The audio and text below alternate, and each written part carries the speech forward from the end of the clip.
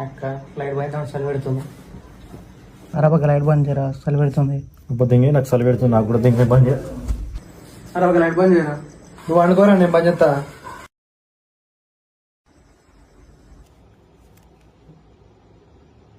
Hello hello, ఎక్కడున్నారా?